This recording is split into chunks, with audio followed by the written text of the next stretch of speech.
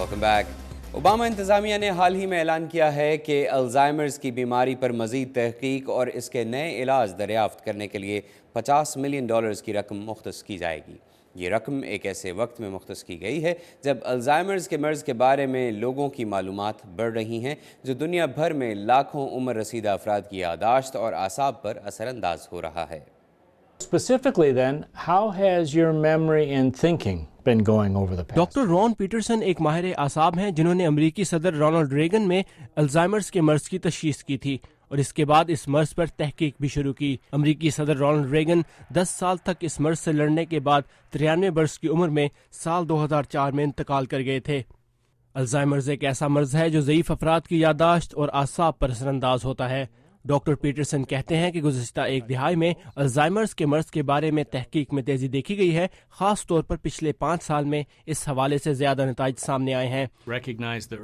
अब हम इस बीमारी के आगाज ही में इसकी तशखीस के काबिल हैं, बल्कि अब हम मर्ज के रुझान के बारे में भी पता चला सकते हैं।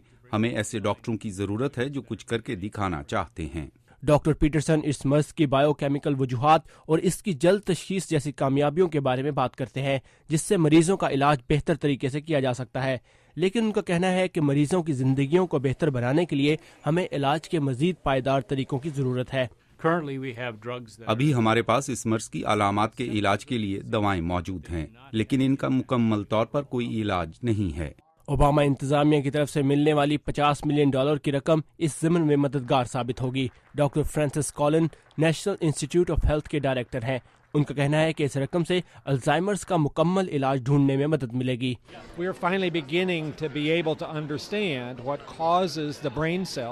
आखिरकार हम ये समझने में कामयाब हैं कि दिमाग के खुलियों में ये मर्ज कैसे और क्यों फैलता है, और इसके हम ऐसे इलाज दरियाफ्त कर सकते हैं जिनसे हम इस बीमारी की जड़ तक पहुंच सकते हैं। Therapeutic approaches that go right to the heart of a problem. Guy Eakin अमेरिकी हेल्थ असिस्टेंस फाउंडेशन के सदर हैं, जो अल्जाइमर्स और ज़ईफ अफराद की बीमारियों पर तहकीक के लिए अतियात देती है। There is a disease modifying treatment. हम आने वाले वक्त में इस बीमारी के इलाज की दरियाफ्त देख रहे हैं। हुकूमती दिलचस्पी से हम ये काम आने वाले 10 साल में कर लेंगे। शायद लोगों को ये ज्यादा वक्त लगे, लेकिन तहकीक में इतना ही वक्त लगता है। अल्जाइमर्स की दरियाफ्त के 100 साल के बाद तक ये मर्ज एक पुरस्रार बीमारी के तौर पर रहा, जिसकी वजूहात और मुकम्मल इलाज के बारे में कोई मालूमात ना थी। लेकिन अब ऐसा नहीं है। माहिरीन पुर उम्मीद हैं कि जारी तहकीक और नई दरियाफ्तों के साथ हुकूमती मदद अल्जाइमर्स के खिलाफ जंग में कामयाबी के लिए मददगार साबित होगी। विदोशी सिन्हा के साथ साकिबुल इस्लाम, उर्दू VOA। ये तो हम सबको मालूम है कि हंसना सेहत के लिए बहुत मुफीद होता है, लेकिन शायद ये आपको इल्म ना हो कि कई लोग हंसी का फ़ायदा और लुत्फ़ उठाने के लिए बाकायदा हंसी की महफ़िलें भी मुनक़्क़िद करवाते हैं। इन महफ़िलों को लाफिंग क्लब्स कहा जाता है। इनमें क्या होता है, बता रहे हैं अब्दुल अजीज़ खान। रिचमंड शहर के इस मकान में लोग हंसने के लिए जमा हुए हैं। जी हाँ, हंसने के लिए।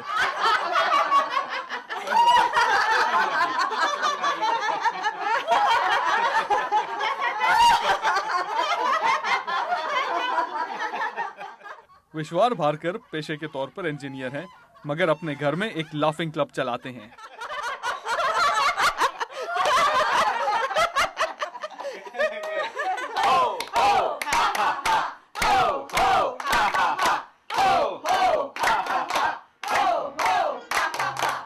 हंसना एक ऐसी चीज है कि जिससे आप जब हंसते हो तो आपके दिमाग का बायां हिस्सा और दायां हिस्सा आपस में जुड़ जाता है और बिल्कुल आप उसमें लीन होकर हंसते हो। विश्वार भारकर ने अपनी महफिल में हंसी पैदा करने की मुख्तलिफ मशकें ईजाद की हैं। हाथ मिलाकर हंसना,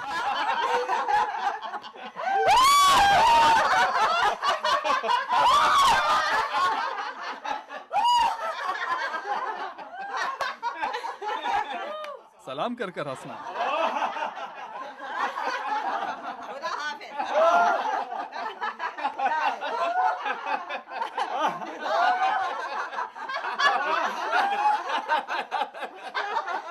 और हंसी का शरबत पीकर हंसना।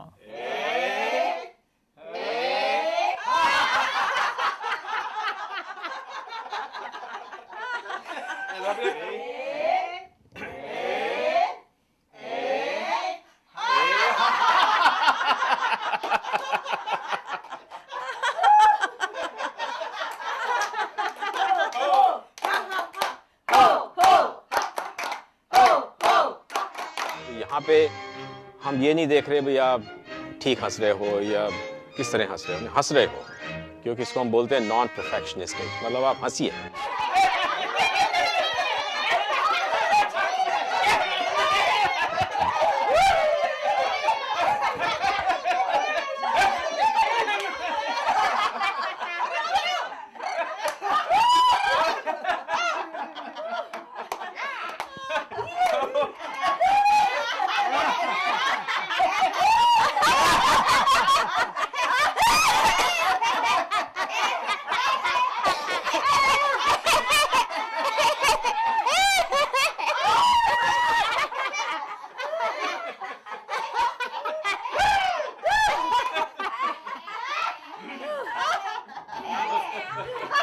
लाफिंग ग्रुप में शामिल होने की वजह से लोगों की ज़िंदगियां तब्दील हो चुकी हैं।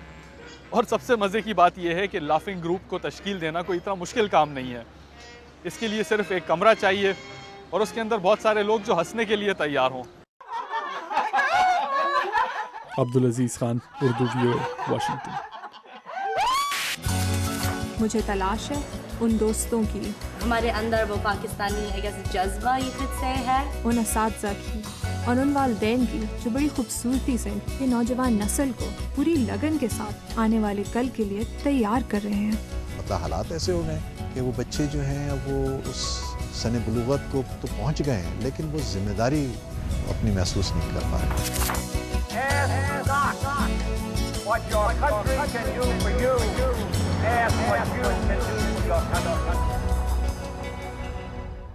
आज के लिए बस इतना ही। आज के शो में शामिल रिपोर्ट्स के बारे में आप हमें फेसबुक के जरिए अपनी राय से आगाह कर सकते हैं। हमारा यूज़र नेम है VOA उर्दू। इसके अलावा ताज़ा तरीन खबरों के लिए आप हमारी वेबसाइट urduvoa.com पर लॉग ऑन कर सकते हैं, जहां हालात हाज़रा समेत ज़िंदगी के मुख्तलिफ शोबों के बारे में वीडियो रिपोर्ट्स और मज़ामीन मौजूद हैं।